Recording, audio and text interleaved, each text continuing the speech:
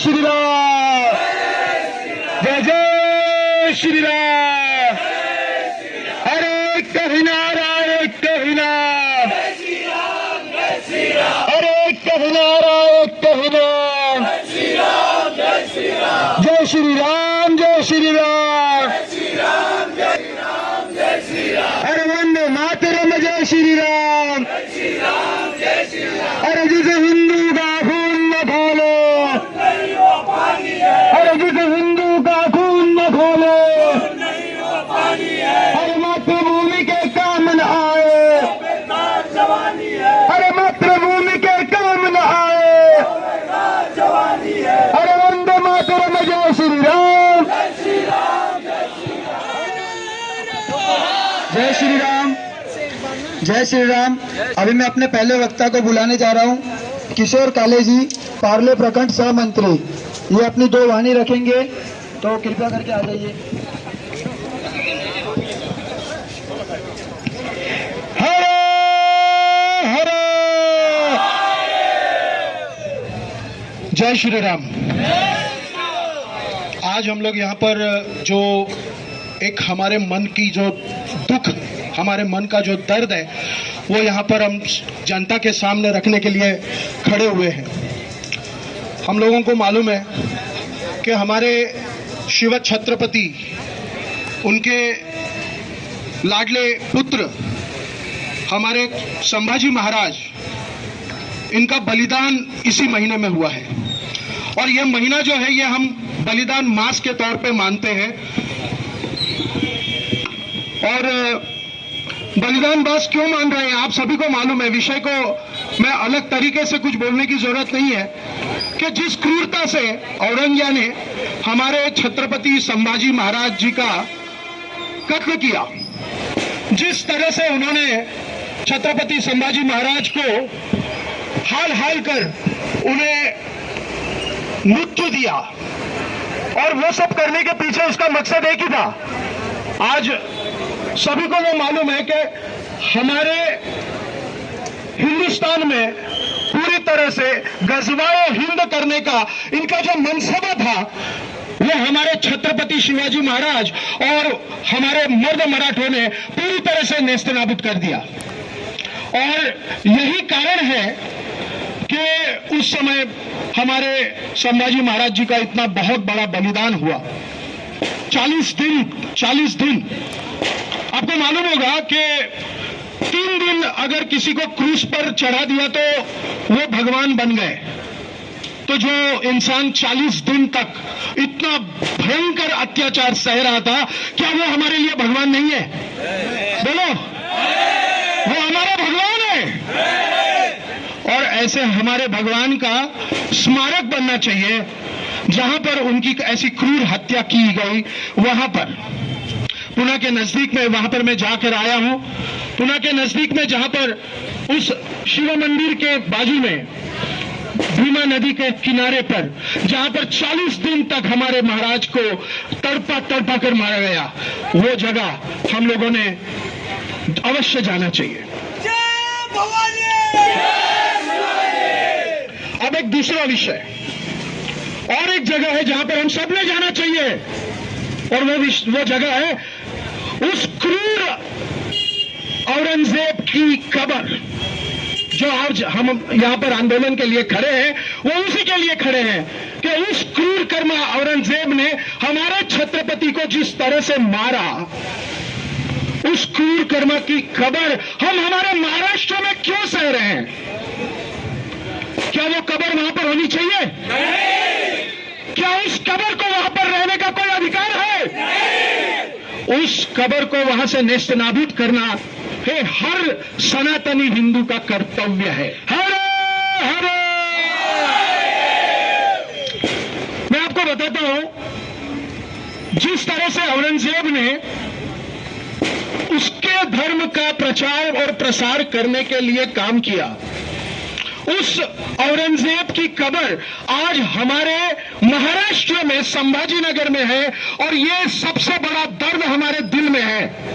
और उस दर्द को मिटाने का हम पूरा कोशिश कर रहे हैं, और इसीलिए हमें उस कब्र को खत्म करना है। और उसके लिए अगर कार सेवा करनी पड़े तो फिर से हम सारे कार सेवक तैयार हैं। बोलो तैयार है कि नहीं?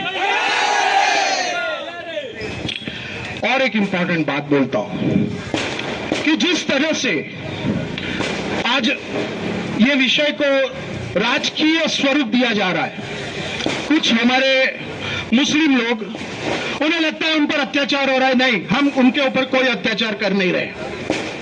जिस लोगों को उस औरंगजेब के इतिहास में वो एक ऐतिहासिक पुरुष लगता है, वो एक नेता लगता है, उनके खिलाफ हम आज खड़े होने के लिए तैयार हैं। उसका हम उसे सूफी संत कहने वाले, उसके कब्र पर चादर चढ़ाने वाले, फिर वो सनातनी हिंदू हो या वो मुस्लिम हो, ऐसे लोगों का हम विरोध करने वाले हैं और कर रहे हैं। ऐसे लोगों के खिलाफ हम जो चाहे वो करने के लिए तैयार हैं। यह महाभारत का रण है और यह युद्ध अब शुरू हो गया है। हम सबको एक होकर इसके खिलाफ आवाज उठाना पड़ेगा। जय महाराज। अब सबसे इंपॉर्टेंट दूसरा एक बहुत इंपॉर्टेंट बात बोलता हूं कि अभी अभी हमारे महाराष्ट्र में एक बहुत सुंदर चित्रपट आया, पूरे भारत में प्रदर्शित हुआ, जिसका नाम था छावा। आपको पता होगा उस छावा में पूरे भारत को, पूरे जग को, दुनिया के सामने आया कि यह इतिहास क्या था। आपको मालूम है, आप सभी ने स्कूल में कभी संभाजी महाराज जी का इतिहास पढ़ा था? नहीं पढ़ा था। हम लोगों को यह इतिहास कभी भी पढ़ाया नहीं गया। हमें मुगलों का इतिहास पढ़ाया गया, फ्रांस की राज्य क्रांति पढ़ाई गई, लेकिन हमारे मराठों का इतना बड़ा जबरदस्त बलिदान है, हमारा शौर्य है, हमारा पराक्रम है, वो कभी भी हमारे सामने लाया नहीं गया। और इसका कारण क्या था मालूम है? 70 साल से अंग्रेजों के बाद उस अंग्रेजों की औलाद वहां पर बैठी हुई थी दिल्ली में। आज आप समझ लीजिए इस बात को, हमने हमारे नेता को वहां पर बिठा दिया तो आज इतिहास की सच्चाई हमारे सामने आ रही है। अब यह इतिहास की सच्चाई हमें सब लोगों के, पूरे दुनिया के सामने लानी होगी। असल इतिहास क्या है, यह सभी लोगों को पढ़ाना पड़ेगा, बताना पड़ेगा, आने वाले हमारे नस्ल को वो दिखाना पड़ेगा।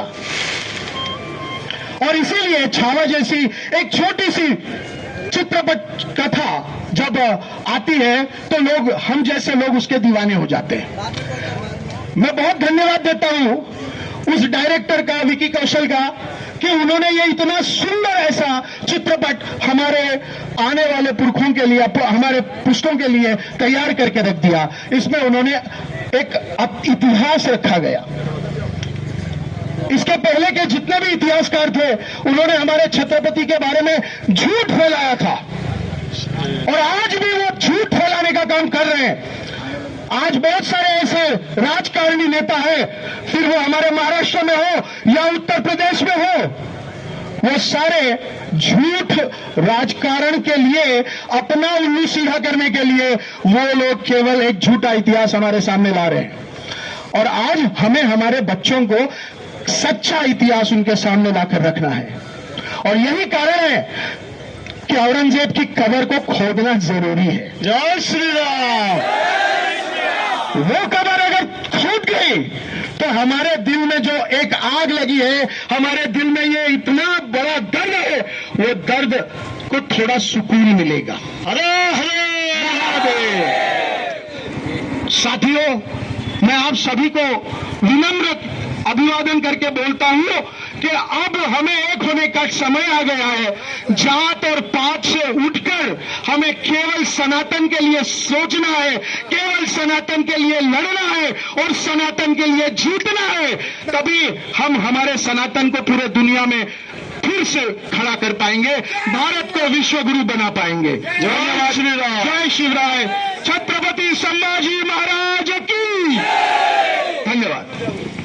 आप सभी के सम्मुख विद्यानगरी जिला विश्वता को रखेंगे।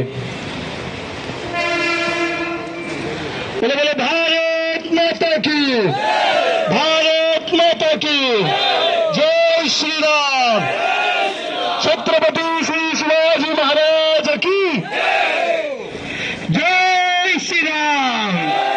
जय जय श्री राम। जय श्री राम। दोस्तों, आपने सुना हो कि बार बार हम सनातन विषय लाते हैं। हमारे सनातन धर्म, सनातन हिंदू धर्म, सनातन की एक प्रतिबद्धता है। हमारे एक 4 भाई हुए हैं इतिहास में। एक का नाम था प्रभु रामचंद्र जी, दूसरा था लक्ष्मण भगवान, तीसरे का नाम था भरत और चौथे का नाम था शत्रुघ्न। पिताजी के कहने पर राजपाट छोड़ दिए राम जी ने और 14 वर्ष के लिए वनवास चले गए। उसके पीछे पीछे लक्ष्मण भैया भी 14 वर्ष के लिए पूरा परिवार छोड़कर वन में चले गए। बाद में भरत जी को राजयोग मिला, मगर उन्होंने उस सत्ता का भोगा नहीं। वो स्वयं जंगल गए, प्रभु जी से विनती किए कि आप सब अपना हट छोड़ दो और फिर से अयोध्या लौटो। मगर राम जी ने बोले कि नहीं, मैंने पिताजी को वचन दिया है और उनका वचन मेरे सर आंखों पर रहेंगे।